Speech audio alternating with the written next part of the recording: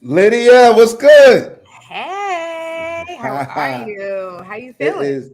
I'm amazing. I'm amazing. Thank you so much. This is an exciting time for the whole OSG family. I'm so looking forward to tonight. This is that time. That transformation takes place, and so I'm really looking forward to tonight and leading up to the conference as well. How about yourself? How you doing today? Agreed. I mean, I'm super hyped and I feel so honored to even be a part.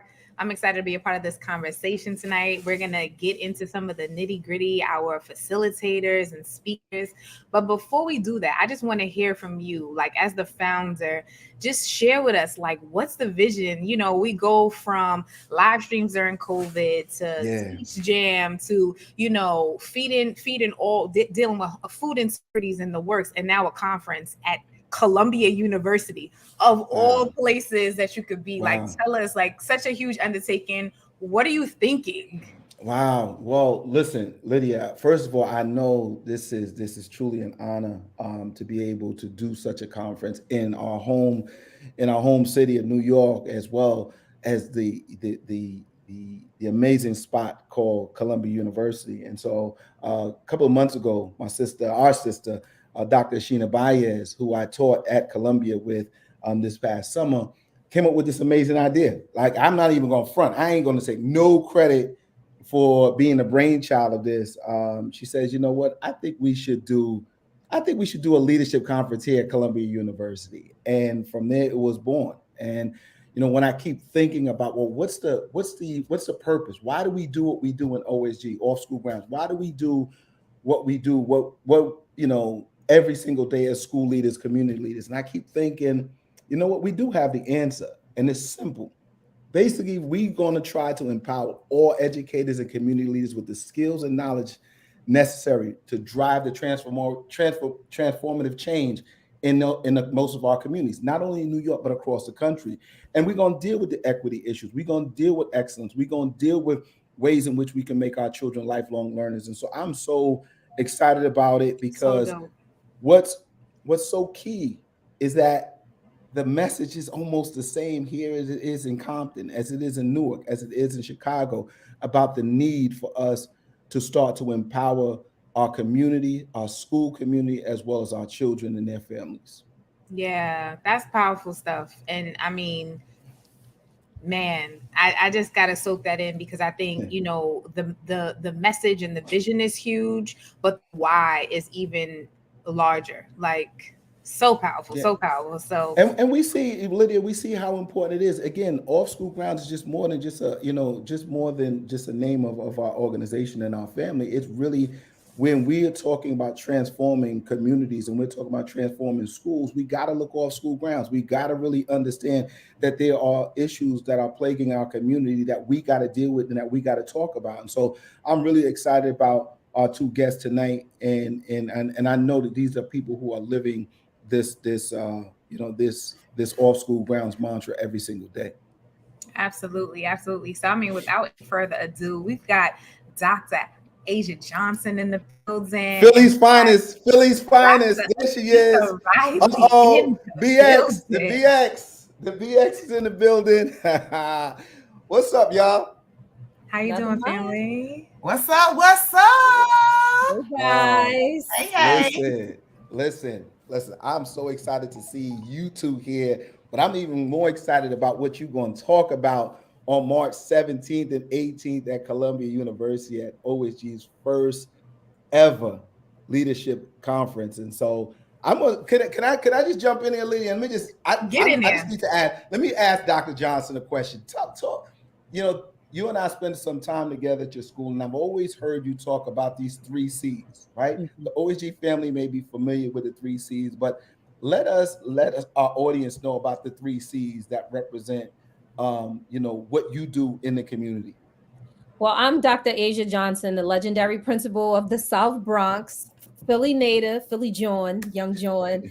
Uh, so I'm telling you, when it comes to creating a culturally responsive school, you have to have the three C's, right? It has to be about collaboration, culture, and community. If you don't have those three things in your school is not where you want kids to go, right? And it's more than just being able to rap or be culturally responsive in the classroom as it pertains to picking up a microphone and trying to make things rhyme. It's well beyond that. It's about how you make kids feel when they walk inside the door. It's how you communicate and interact with them. It's about how do you bring that sense of community in your school. If anyone knows anything about collectivism and that sense of us all coming together, that speech about I am because we are, those are important factors that kids need to feel the moment that they walk into the door. And that's not just kids. The teachers have to feel that as well. They have to see a sense of themselves inside and outside of the classroom in order to feel that connectiveness to the school. And so you'll get to learn from me, a legendary leader. You'll hear me spit some facts about some data, some where we came from, and how I know this system has truly worked for us. I mean, coming in the Bronx, you know anything about the Bronx, poorest congressional district in the nation, but there are strides that we're making every single day. And in order for us to be culturally responsive, you have to have these 3 C's. So I can't wait to see you guys at my session so that you can learn a little bit more about, you know, how this Philly girl came and turned the Bronx out and turned the Bronx around. So I look forward to seeing you all. Wow. Yeah. Wow. Yeesh. Yeah. I mean, it's real. And I know you've been in the building, Dennis. Like, I would say that's I've how been you in the do it. building. Exactly. That's how you doing it right off the rip, just like that, right? That's it. Listen, I mean, there's a lot of great people that are speaking at the same time, but I mean, I'm saying I'm there. So make sure you come through 2:30 on Saturday. Come to my session so you can learn about how you can be legendary too. Absolutely. And listen, Lydia, before I pass it back over to you so you can talk to Dr. Reilly, I also want to remind people that this OSG conference is not going to be it's not going to be stuffy. It ain't going to be one of them places where you just come and you just write in your notepad and that's it about what's going on. What we're going to do is we're going to make sure to have a great time. We're going to party. We're going to have a good time. We're going to laugh. We're going to joke. We're going to cry. But we're most certainly going to give you all an experience like you've never had before. And I can promise you that, because ain't nothing that we do that isn't a different breed in that sense. So I think we're going to definitely do something a little different, Asia. And so I know one of the things that everybody can go back and look. I think I posted a couple of days ago, you know, you spitting some lyrics. I actually passed that video over to Freeway Philly. I passed that. I sent the video to Freeway and he says, yo, he got to meet you in person. So I'm most certainly looking forward to not only getting schooled and getting all the knowledge that you have, but I'm also looking to see the Dr. Johnson that has a good time with her students and with her colleagues. So I'm looking forward to that. Man, I missed the video clip. Oh, you missed it. I'm gonna need you to text that on the side right quick. Wow. I'm super excited. And I mean, Dr. Reilly, I mean, talk to us a little bit about your session. And I hear you talk about, you know, in your sessions, I've had the opportunity to experience you outside of the conference space, and you talk about, you know, triumph and trauma. And I know that that's, you know, that your session is actually entitled Triumph and Trauma. And you talk a lot about the fact that, like, we know the stress is there. So, like, what are we going to do about the stress? Like, how are we well in our minds and spirits and in our bodies? So just tell us a little bit about what that really looks like in practice, and just how that informed the work that you've been able to do as a transformative leader. Yeah, so my name is Dr. Anissa Reilly in OSG land. I'm Dr. Action. I'm about that action and those results. You already know. Yeah, so as leaders, sometimes we don't even realize how much stress we endure, how much stress our body absorbs. We may say, you know, I don't get stressed, but you may not physically see it, but your body is absorbing it. And we have to learn as leaders how to leverage the stress for our benefit so that it doesn't do damage and harm. I've known too many leaders who have died on the job, died as a result of the job, who have lost marriages because of the work. Because as educational leaders, school leaders, we're putting so much into our school communities because we love our babies. We love the community, and we understand that education is their golden ticket. Education is the key, and we want to make sure that we're setting it up properly for them so they can have options. And as a result, we sometimes give so much of ourselves that we forget that stress is just eating us away. And so in my session, I'm going to teach you some ways in which to leverage it so it becomes your ally and not your foe. I'm going to teach you some ways that it doesn't damage your brain, but when you feel that rush of cortisol, that you know exactly what to do in order to combat it with endorphins, because your brain is very important, and the more that you can take care of it, the better you are as a leader. We talk about, you know, exercising and self-care, but rarely do we talk about brain care. And so that's what I'll be teaching in my session on Friday, March 17th at 1:30 p.m.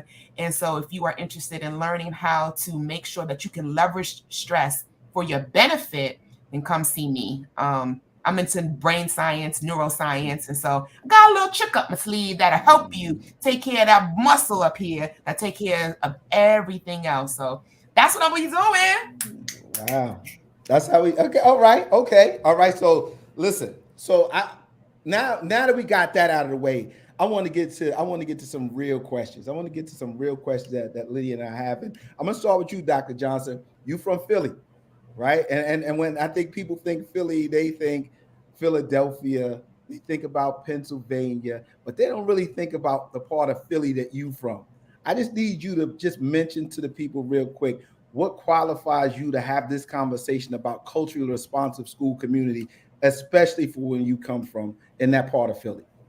Yeah, so I mean, I'm from North Philly, the one of the roughest, toughest parts of North Philly. I mean, some people might disagree. They might say it's South Philly, but you know, they got cheesesteaks, so I think they're a little soft down there. Um, but you know, it's hard. If you look at the block where I grew up, it was a house, a shell, a house, a shell, and then the rest of the block was empty, right? Because you know, back in the 80s, growing up, there was houses that would just get knocked down and then they were never replaced. The house that I grew up in, same house, same block, still no houses have been built around there. And so when we talk about power and we talk about poverty and some of the challenges that exist in our city, I mean, it's still there, right? I taught in Philly before I moved to New York, and it was the same thing. I taught in the Badlands, you know. So when they told me, like, yeah, your teaching assignment is in the Badlands, and I was like, in North Philly, that's where you want me to teach? And I'm from North Philly, you know. And so a part of that is like, how do you transform a school community? And I had parents crying when I was leaving. I was like, look, I'm moving to New York. I'm not going to be here next year. I had parents crying because they never seen a teacher like me. Right. And so when you have those relationships with parents and you cultivate those talents that exist in kids, and you can be a kid from the hood and show them like, no, I am what's possible, then you start to change the mindset of everybody in that community. And so, you know, North Philly is just very similar to the Bronx, right? Very, very similar to the Bronx. And that's why the Bronx is so near and dear. The South Bronx is so near and dear to my heart, because I see those kids in me. They were me. And if I don't give them the opportunities that I wasn't given as a kid, Lord knows where those kids would be. Absolutely. And I'm gonna steal the show, Lydia, if you don't jump in. I gotta jump in on that. I'm excited. I gotta jump in on that, especially because I dare to say that as a transformative leader, right? Myself, even as a New York City DOE vendor, the charge that's even on myself, because I'm also the product of New York City Public Schools, Queens South High Schools to be exact. And I was that kid, you know, I tell the story all the time. I was the abstract child in kindergarten. The teacher's like, it's a square. Lydia's got her hand up. Miss, that's a diamond. And let us home in a notebook every single day. There was no space for a kid like me. So my mom had to almost curate that. But thankfully, she had the tools to do that. What happens to the kid every day who does not have that at home? You know what I mean? You going home to a, you know what? You know what I'm saying? If you can't pull it together. So, I mean, the charge on us as transformative leaders, not just as teachers, not just as principals, as vendors, anyone who champions a child and comes in contact with these young people, you know, I give back, and I'm teaching now because I'm like, I got to give them what I received. And to be honest with you, if there was no CTE, which back then when I graduated 20 years ago, it was technical vocational high school, I wouldn't have graduated, because like literally in a gen ed setting, I failed every single class in 10th grade. But the minute I got into an environment that I was able to be cultivated and honed in on by educators who actually gave a crap, or who knew or understood who the type of child I was, I mean, it was a game changer. So I salute you, Dr. Johnson, as a CTE principal, because it's near and dear to my heart. But it also, what you said, it just resonated as a kid from this city, you know, who was also a byproduct of this system. the charge is on me too. I too am a transformative leader, and I just realized that. It's like I had a aha moment. So that was thank you for saying that. Thank you for saying that. Well, you know what? Again, that transformative leadership. Again, I want us to know that we're not only welcoming, principals and superintendents and teachers. We're also listening. You're a community leader. I don't even care if you're a pastor and you are really about transforming the community. We welcome you to our very first annual leadership conference at Columbia University. So while I did now transition into the church, let's talk to Dr. Reilly for a minute. Because there's been a lot of transformation in your life. I've known you for over 10 years, and the transformation in your life and in your leadership has been so apparent to me. So talk to us. What was it like to be a principal as well as being a minister, talking, preaching the word of God at the same time, covering your young people in prayer every day. Talk to us about how the impact of just being part of the church and how that has helped you in your transformation as a leader. So first I want to say, when you said was a principal, I was like, oh yeah, like for 17 years I was a principal, and now I'm no longer in that role. And it's interesting that when you equate who you are or what you do with the job that you have, it's interesting when you step away from it and then you really realize, are you truly what are you truly, like, at the core of it all? And nevertheless, what I realized is that I'm still a leader. I was a leader when I was 5 years old in my kindergarten classroom, and my teacher would tell me, stop talking. You talk too much, right? Talk about it, sis. Right. And no matter where my teacher changed my seat, whether it was in kindergarten, fourth grade, high school, middle school, I talked to everybody because I was a leader. And I used to tell my teacher, no matter where you put me, I'm still going to talk, right? And so understanding that gifting that I had, that was a gift that God put in me, to talk, to use my words, to use my voice, was extremely important. And as I became a leader, and you hear, be quiet, don't say that, it's traumatic and it does something to you. And so when I got into the space of listening to those words on the outside, the only thing that I could do was to go on the inside and pray and ask God to assist and help. In order to be in this leadership game, you got to be grounded. You have to have something that anchors your soul, that you are tethered to spiritually, because the wind will blow and will knock your behind over. And the answer to my prayer, as you know, as I've always said, Dr. McKeezy, he answered it in the form of you, a coach. All right. So you need someone to help you transform.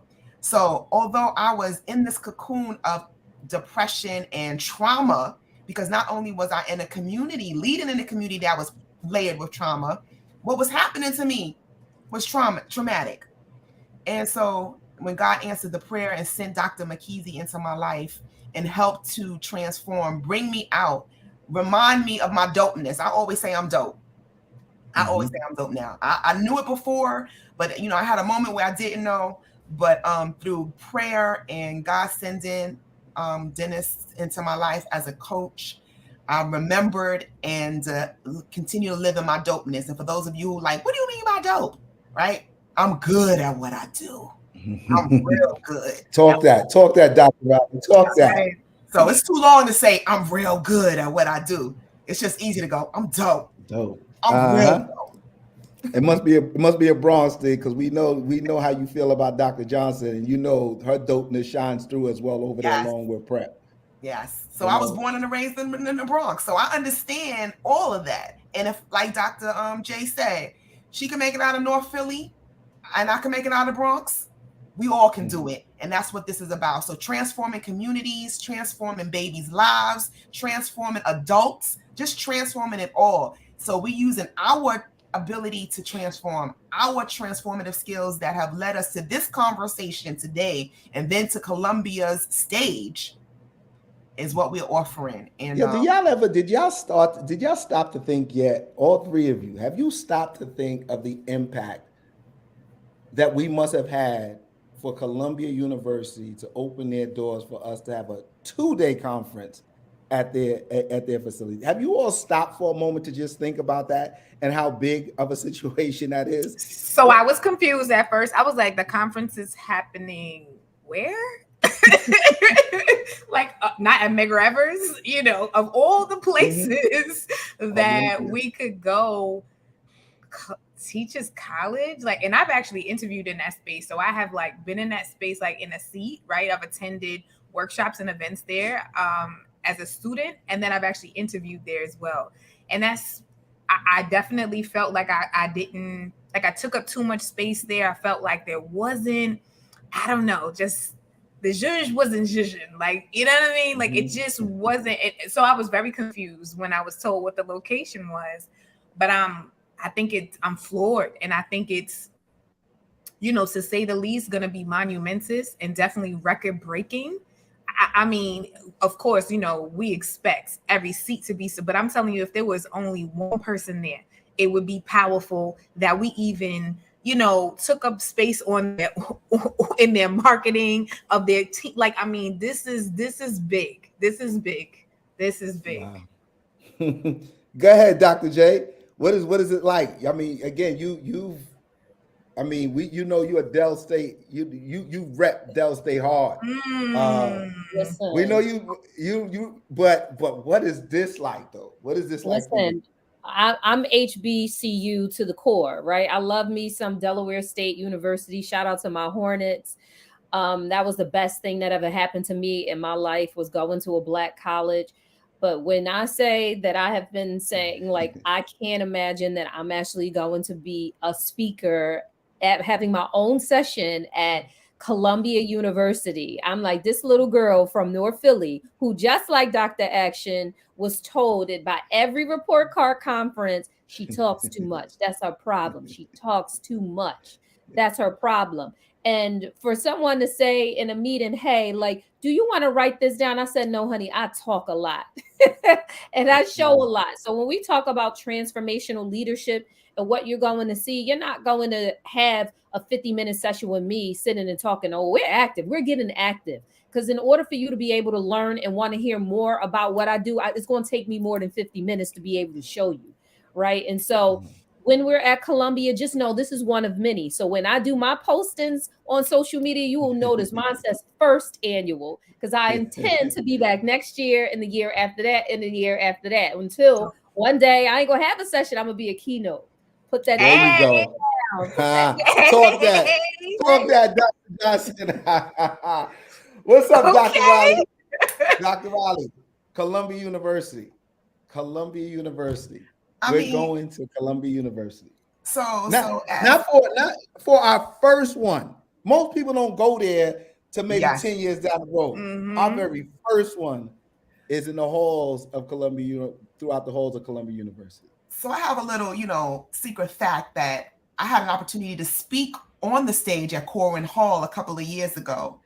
And me speaking on the stage in Corwin Hall was monumentous in itself. It is very overwhelming, right? You stand there in the lights and you're in Columbia University, one of the oldest institutions in America. But not only that, I would go by there mostly every day, as I had to go to school. I went to school right there on 135th Street. And so we would play in the area, 110th Street and up on Amsterdam Avenue. You know how teenagers do, you don't always come straight home from school, but you mess around. And so I was very aware of Columbia. And I used to live on 123rd Street in Morningside, so I could pass it and go through and cut through the campus. So, there were kids who cut through the campus, and I was one of those kids who cut through that campus. Yes, I went to an HBCU too, Morgan State University, go Bears. But I knew Columbia because I grew up around there. I used to, like I said, live on 123rd Street before we migrated back to the Bronx.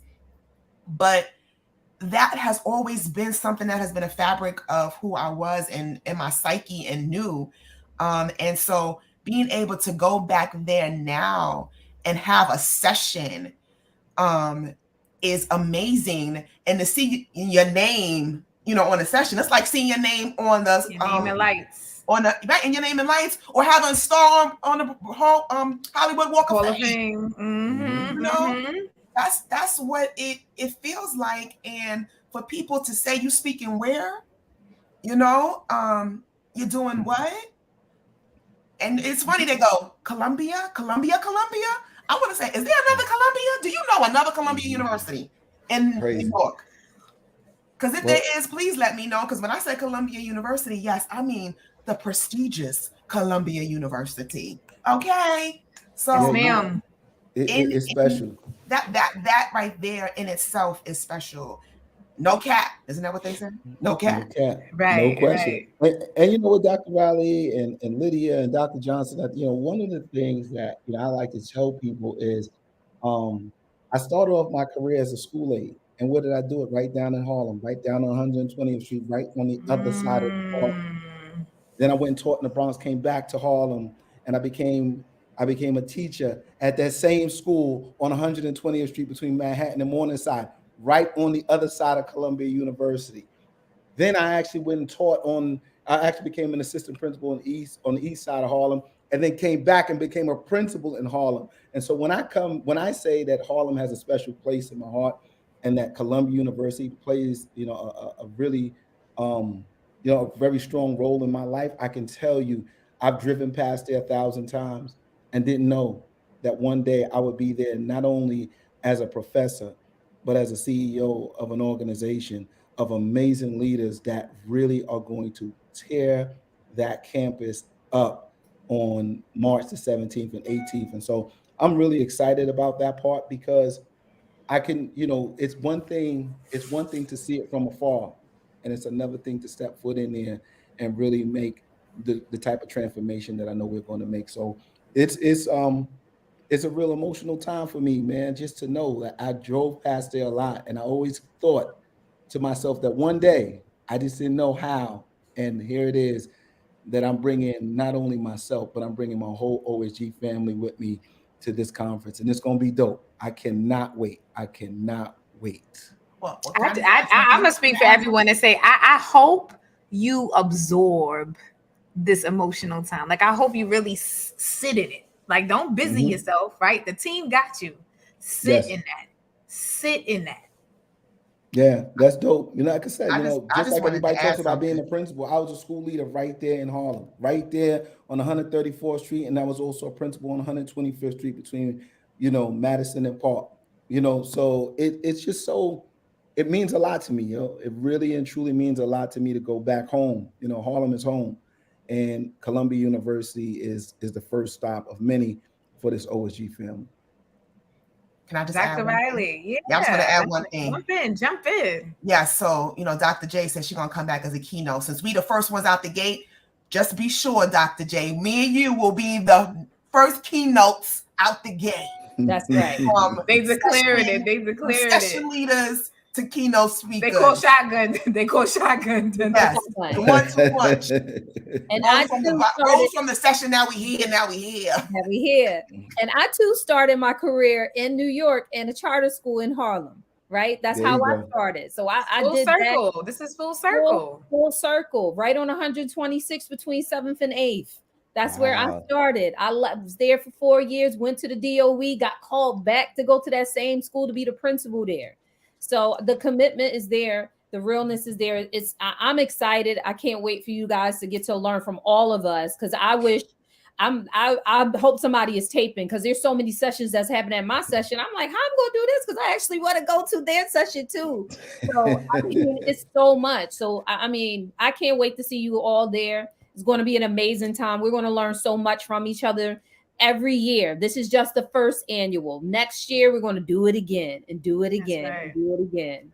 And one more thing, Lydia and Dr. Reilly and Dr. Johnson, wherever have you ever seen the current chancellor and the former chancellor in the same building for the same conference? Come on, when you got Chancellor Banks on Friday opening us up, and then we got Dr. Misha Porter closing us on Saturday, you can just imagine what's going to be inside of Columbia University, inside of those bookends, which are two amazing not only educational leaders, but Black educational leaders. So I'm so excited about those two in particular, because you ain't never gonna see that again. You don't see that often, you know. So that, as Denise just said, it's epic to have both former as well as current chancellors in the same conference. So that's gonna be dope. So Dr. Baez, I know you're on here, Dr. Baez. Thank you so much for your vision for this. Thank you for entrusting us all as OSG family to carry this thing out. And we promise that this is going to be something they're going to talk about for a long time. All right, family. Until next time, secure your seats. Secure your seats. You don't want to miss out. All right, y'all. We out. We out, y'all.